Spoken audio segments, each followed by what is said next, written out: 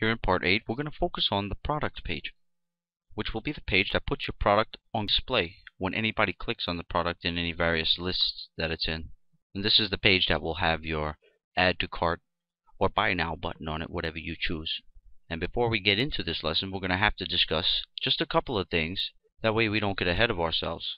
Now, if you already know what online payment processors are, and you are familiar with what they offer you as a merchant online, then you can just skip this whole crap right here that I'm about to say about the online gateways and what they offer. So PayPal is the king of online checkout thing. Google is close runner-up, I guess, in gaining ground. And so you have Google Checkout. You can be a merchant at Google Checkout. You can also be a merchant at PayPal, which means that you can offer your shoppers to check out with either Google Checkout or PayPal. Or you may choose to go with a private system. Even at your local bank, they might even have software where you have your business account. They might have software that would allow you to tap into their online gateway service, and they'll take a small fee from each transaction, just like Google Checkout or PayPal would. Now, with each of Google Checkout or PayPal or any other system, really, they give you free cart software usually, and they allow you to get in there as the merchant, log into your account, and create add to cart buttons, buy now buttons, donate buttons, gift certificate things, all kind of cool nifty things that you can use for making money online. Now at this point, when you have your items in the database, images for it, and you're ready to sell those things, you can use the gateway's free cart software. So whether you're a Google merchant or a PayPal merchant, you can use their free cart software and simply log into your merchant account, generate an add to cart button. You can put the details in, the name for the product, the price, everything, and it'll generate an encrypted button for you. Now PayPal over the years has had problems with people forging prices and things like that, but now they have more secure button systems where the price can't be forged, and Google Checkout uses a secure system as well. So when you go and you create an add to cart button, whether you use Google or PayPal, you can choose to have it encrypted to where nobody can tamper with things. But if you're using a card system, a custom PHP card system, what you want to do is get the code for the add to cart button and then make it dynamic by using the variables that they give you if you're looking at the developer documentation for those payment gateways. And what I'm going to show you is the PayPal developer documentation, since I'm more familiar with the PayPal side of online transactions. I've used Google a little bit, but not as much as I've used PayPal over the years. Now there's another option that they give you, which is the buy now buttons, which will direct the person right when they click that buy now button.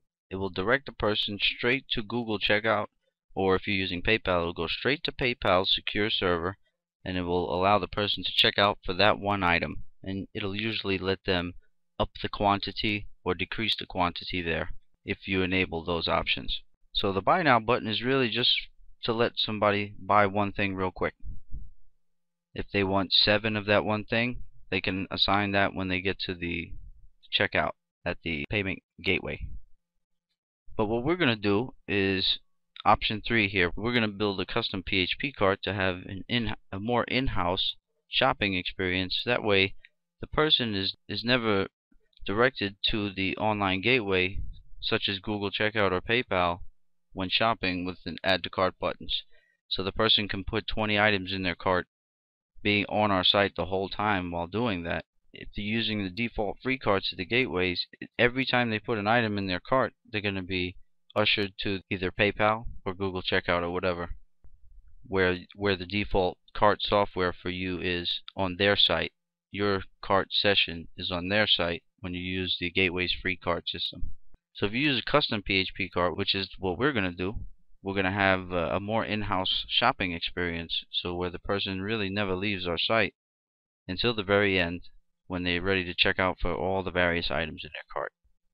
Then they're going to be ushered to the online payment gateway. If you want to spend a little money, I think you can get, either with Google Checkout or PayPal, you can get more advanced systems where the shopper would never leave your site at all, even through completion of checkout.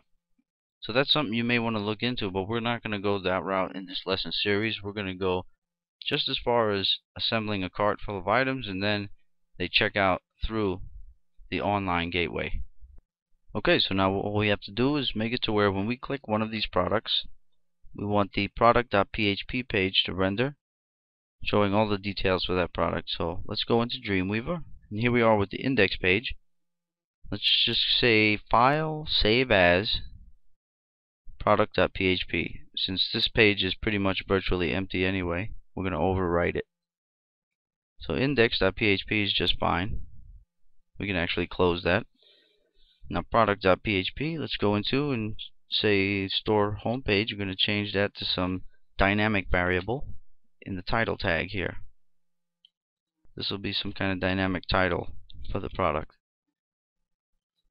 Now we have to change this query up a little bit. We're going to leave this script error reporting right here in the top, just so we force script errors to show every little thing that's wrong with the script if something happens to be wrong, no matter what your php.ini file is set like. Now on this page, before you connect to your database, you want to make sure that the URL variable ID is set and that it exists within your database. And that's a very simple check. So let's go right in between those two PHP blocks. Let's place a new one. This one, put a little comment. Let's say check to see the URL variable is set and that it exists in the database. So that would be an if condition followed by an else statement. So we say if is set, we'll use the isSet function, $, underscore, get, all capital letters, bracket, single quote, bracket. In between the two single quotes, put ID. If is set, get ID, we can access that ID. So right here, you just put ID is equal to get ID. And using something like this, you can be sure that you've cleansed the variable. That way nobody could put anything but a number into the URL, because people can type and change the URL variables just by typing in the address bar. So you want to make sure that anybody types any funny characters in there, you get rid of them, strip this whole variable of those, making sure it's only 0 through 9 type characters that can be in that variable after you use the preg replace function on it. So let's remove that. So you can see the get ID variables right there, and that's what's being cleansed using this preg replace function. So we're still going to do more with that ID, and we're going to use it to access the database and get all the information for this product out. But in the else condition, you want to make sure that you let the people know that there's no product. And really, this should never happen if they're using the site correctly in the system with that ID. So you can just echo out no product in the system with that ID. You can echo out some links there if you want to put links. I'm not even going to mess with it. I'm going to leave that up to you. But this would only happen if any URLs get tampered with by anybody visiting the site, which is not really a security concern. But that ID is not in the database. You really don't want the page to render. So you want to put exit right here. This page is really only going to render if this variable is set, and then if we find it in the database. Well, actually this would be for if the get variable is not set. So that means you would say data to render this page is missing. That means the get ID variable is not set in the script, which it always should be. But inside this condition, where we're going to access the database and see if this item exists, we might echo a message and exit the script once again if we find that this actual ID does not exist in the system. If it does exist in the system, then we'll get the information out and let the page render. So here, let's write ourselves a comment. Okay, so here we have a comment to ourselves. Use this variable to check to see if the ID exists in the database. If yes, then get the product details. If no, then exit this script and give a message why.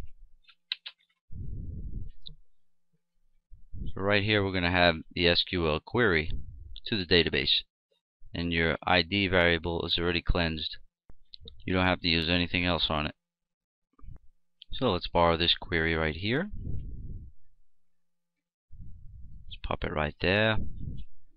and we want it to read select all from products where ID equals single quote, and in between the single quotes you put this ID variable that we've just obtained from the URL. Limit 1. So select all from products where ID equals this dynamic variable's ID, limit 1. Now you can use this code here we have. Let's just take that and use it. Let's take those two lines. Let's pop them right under that query. So let's indent this. So if the product count is greater than 0, get all the product details.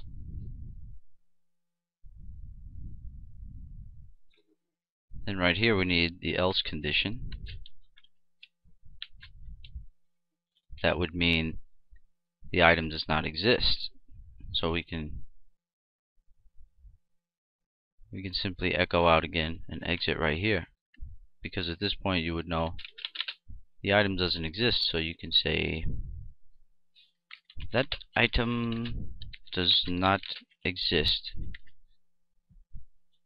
And really these things should never happen if people are using your site correctly, but you just want to make little precautions, and then you exit. You can give links there, whatever you want to do. But here is where we're going to focus our efforts to get the data out of the array that came from this query. So we can grab this while loop right here, and we're going to slim it down just a bit, because we're only going to need the variables. Right there where it says get all the product details, pop in that while loop. You can get rid of that dynamic list variable altogether. Now let's indent this closing bracket for that while loop. That way we don't lose ourselves here. So the things we can get out of the database are, let me grab the list right here. Let me just pop it right there. Product name, which we're already getting. We already have the ID, so we don't even need to access that there.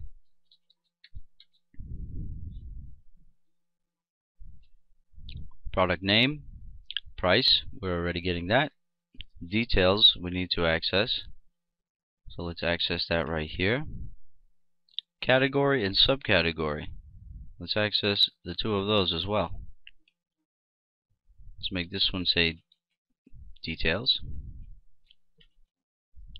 this one category, this one subcategory.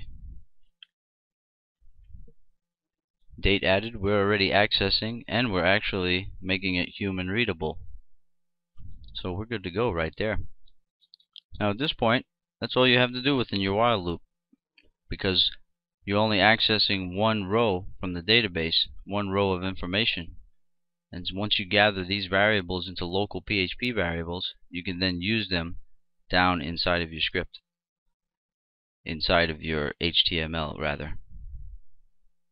So you can just go ahead and remove this PHP block that originated on the index.php page. You can just remove it. You might want to keep that MySQL close tag or MySQL close function by doing that. So you can have that MySQL close function, if you like, right at the end of everything in your PHP block.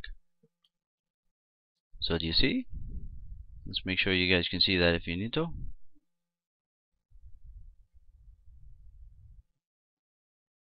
That's a pretty logical way to set that script up. We have the product name now. We can put that in the page title. This dynamic title here can be product name. Put a semicolon on that and use your PHP tab to echo out right there. And then in the title tag, you'll have that dynamic product name for the page. You can also put in meta tags for your description and keywords, and use these variables peppered throughout. Alright, now I'm going to go into design view of product.php. I'm going to press Control S just to save my work here. I'm going to go to code view. No, I said I'm going to design view. What you smoking, man? Alright, so I'm going to make this page look the way I would want it to look for a product presentation. Now my whole store is ghetto, and you would want to design yours a whole lot nicer. I'm doing a lot of things very, very basic to keep things simple. So what I'm going to do is I have the image on that side. Here will be the product name. And I just statically wrote these variables in. But I'm going to go into the code view in a second and echo those variables out. And right here, my add to cart button will be there. So I'll have the add to cart button right there. When they click that, they're going to go to cart.php. And here I'm just going to do this real ghetto as well. I'm going to put a link to the actual image on the server. You know, some people opt to put some kind of fancy gallery there for their items. People can drag and zoom in on them. We're definitely not going to be showing you how to do that in this lesson series. Alright, so let's go into the code view and bring this thing to life. So right here where there's that table that was commented out from the index page, you can totally remove that. I had that lingering, but it serves no purpose here. So you can see there's where the body tag starts. There's our header template coming in. And here's our div ID for the page content there. And our 2-column table. That's our 2-column table right there. So all we have to do is make these render out. So I'm going to echo these.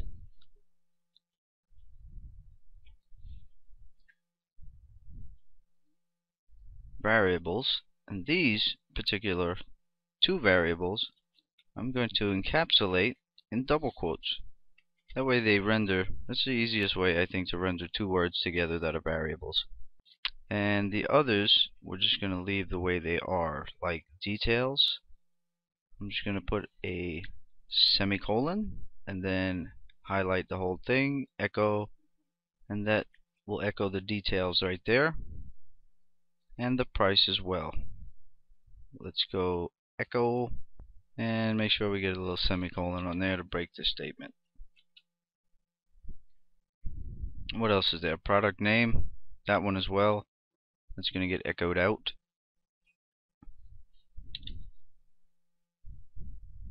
Alright.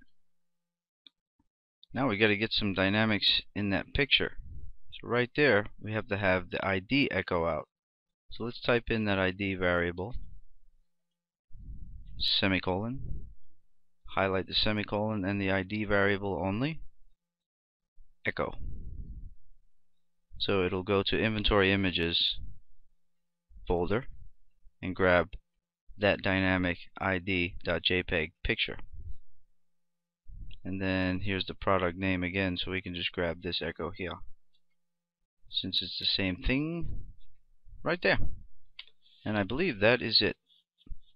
So now you would just have to get your add to cart code and put it right there, which is very, very simple. So let's check out the design. There we go. Now all we have to do is add the link to that image. So you can just grab that URL,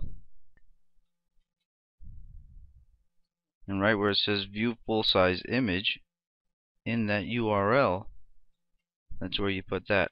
And I know that's real ghetto, but like I said, I'm doing things basic. So when the user wants to see the image full size, they can click that and it'll just be a little bit larger. But you can let your store admin upload any size picture that you deem necessary for the store to be laid out and designed the way you need. If you need really big, sharp images, then that's what you take in from your admin system. In my admin system, I wasn't even regulating the picture size. They could have uploaded any size picture. But maybe you want to regulate to a certain size or whatever you want to do. I don't know. It's up to you. I'm not going to spend forever on this whole thing. I'm just going to cover the basics and move along. And I forgot my MySQL query. Let's see. I didn't connect to the database, but that's a simple fix. Let's just open the index page and grab the query line there. Right there. And that we're going to sync in right above our query.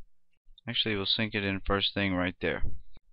Okay, so this is what I get, which is exactly what I wanted. If I click this, it shows me the hat full size. You can also choose to make that a pop-up new window. I'm just keeping it simple. So now it shows on the product page, black hat, the title, the price, and looks like we need to add a $sign to the price down here, right there. So we can put double quote, period. That'll put a $sign right in front of that price variable. Refresh, and there you go. There's your $sign. So we got $4.99 as the price. It's in the hats, clothing category, subcategory. You can choose to display that or not. But this is the description. This is a black cap, and that can be as long as you want. So in part 9, what we're going to do is continue on, and we'll get the add to cart button in place that will lead the shopper to the cart that you build custom for your site.